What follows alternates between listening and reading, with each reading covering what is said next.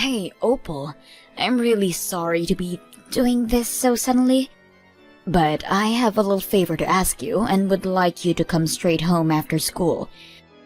Can you please bring me my wallet from the house to the hospital? And maybe a few days worth of clothes for me as well. Wait, what? Are you kidding me? Why should I have to do that for you? Well, because I'm actually in the hospital right now, you see. I had a little fall at home. In fact, it was lucky the mailman found me when he did and called an ambulance. But anyways, I'm here getting examined by the doctors. Are you serious? Well, what did the doctors find? Was anything serious? No, nothing that serious, but they said that I've been working myself too hard lately. That's really what they said? That you've been working too much? Yes, they said that I've been overexerting myself. I guess they found I wasn't getting enough to eat either. So, anyways, they are going to keep me here for monitoring a while. Wait, what? But how can that even be? I mean, you don't even work. You're just a housewife. What kind of overworking could you possibly be doing when all you do is lie around the house? I mean, if anyone is working hard, it's Dad and I. Do you have any idea how much homework I always have on top of all my club activities? I know that you're busy too, and I don't mean to upset you with this. But the fact is that I'll be in a hospital for a few days and need my wallet and some clothes. You have got to be freaking kidding me! I am not going to go to the hospital just to do that for you! In fact, you better leave the hospital right now and come pick me up. Wait, what? What do you mean by that? Do you not have any windows in your hospital or something? It's raining cats and dogs outside. So hurry up and pick me up from school. I thought I told you to take an umbrella with you when you left the house this morning. You did say that, but you never gave me one before I actually leave. You should have handed me one before I left. Are you really going to blame me for not getting you an umbrella? You know where they are in the house. And so do you. So why didn't you get me one? You're my mom, and it's your kind of job to do those kinds of things for me. Excuse me? Just how do you figure that? It is literally the only thing you have to do around the house. And it is still really coming down. So quit lazing about in the hospital bed and come and get me. Honestly, you really can't just be so useless, do you know that? Maybe I'll just have to get a ride back home. Why should a middle schooler be riding a taxi all the way home? Maybe because my mom is too lazy to come and pick me up from school even though I've asked her several times. I don't even know what to say to you right now. And it's your fault for forgetting your wallet too. But don't worry, I'll be sure to pay the driver with your money. And I'll take some for myself for all the trouble you have caused me. You better not do that, young lady. Why? You're the one trying to make me run all these errands for you when you're just resting in a nice bed right now.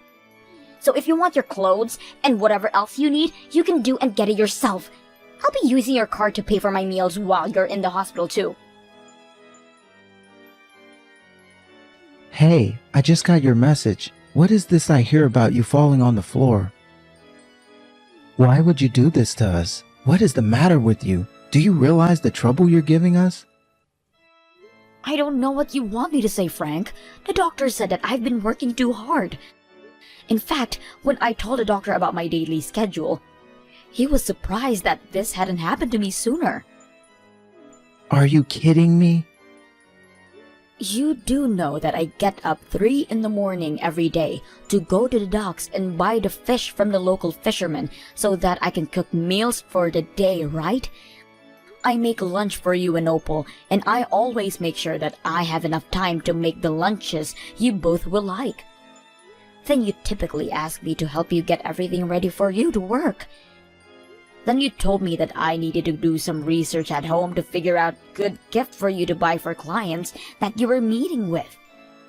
And by the time I finally finished all that I had to do in a single day, I only had an hour to sleep. It's no wonder I passed out. You have no idea what you're talking about at all. You're just a housewife. You don't even do anything. How could you say that you're overworked?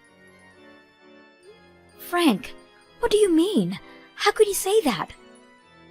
I mean, that you're doing nothing compared to all the work that I've been putting in to take care of our family. You have no idea all that I do to keep us afloat. How dare you even try to say that you're doing as much work or even more work than me, because I do all this and I still have never collapsed from exhaustion. So you go ahead and tell that quack doctor that he can go ahead and shove it. I am not going to tell the doctor who had been helping me here any of that. And I really don't think that you should be trying to counter advice from a doctor. Oh, just shut up. You're just wasting time at the hospital. Get back here right now. There's no need for you to even be there. Look, Frank, the doctor told me that I need to stay at the hospital to rest until I'm better. The doctor said that if I can get enough rest, I might only have to be here for a few days and as long as a week. Are you telling me that you're going to be at the hospital for an entire week? Well, the doctor showed me the results of my blood test and said that my blood pressure was really high. There's no way that you should have to take a whole week just to rest. Just what are we supposed to do at home while you're there? I think that you two are just going to have to take care of each other this week. It's not really that long. I'm sure the two of you will be fine. Anyways, could you please come to the hospital after work? I need my wallet, insurance card, and some change of clothes. Is that supposed to be some kind of joke or something? You think that I'm going to give you what you need for a whole week vacation while I'm at home working my butt off? You really don't know what being a housewife means, do you? I'm not trying to take a vacation, and certainly not in the hospital. You really need to learn that you owe everything to me. Do you got that? And that's why I work so hard for us. Not that you would notice with how you laze around the house. But I am not going to stand for this. I want you to come back home right now. This is an order from your husband. Hey, Opal, are you there? I just wanted to let you know that a doctor said I could go home tomorrow. So could you please tell your dad? I don't know why, but I can't seem to get a hold of him. Wait, what? You're going to leave the hospital from tomorrow? I thought you were going to be there for a week. Well, the doctor said that I was supposed to be here for a week, but your dad insisted that I come home. I told the doctor what your dad, and he said that I could just rest here for a few days and then go. Well, I'm afraid that you're telling me this way too late. What do you mean I'm telling you this too late? Don't tell me that you've already ordered a whole week's worth of meals. It's nothing like that, but Dad and I have gone on a vacation. Since you were going to have to take a rest, Dad and I went to take a trip of our own. Hold on. You mean that your dad and you are out traveling right now? That's right. After all, nothing was going to get done at home without you being there. But don't worry, we'll left plenty for you to do when you get back home. But the vacation was all Dad's idea. We wouldn't get the house dirty anymore and we could eat whatever we want. Not only that, but since we're in a hotel, the staff is going to take care of us the whole time while we are here. But you better get the house clean for us when we go back. But I don't understand. Why would you go and take a trip like this? Did you really not want to take care of the house that badly? Of course not. That's not our job, it's yours. So why don't you hurry home and start cleaning?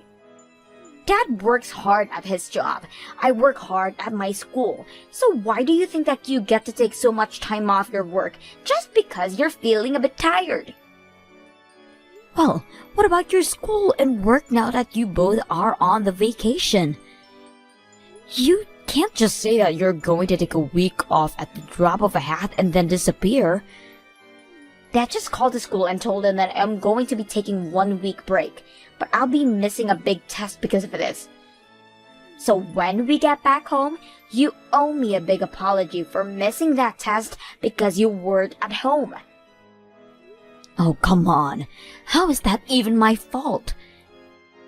It's your fault because Dad says that it is. He says that you need to apologize to him for making him use 1 week of his time off as well.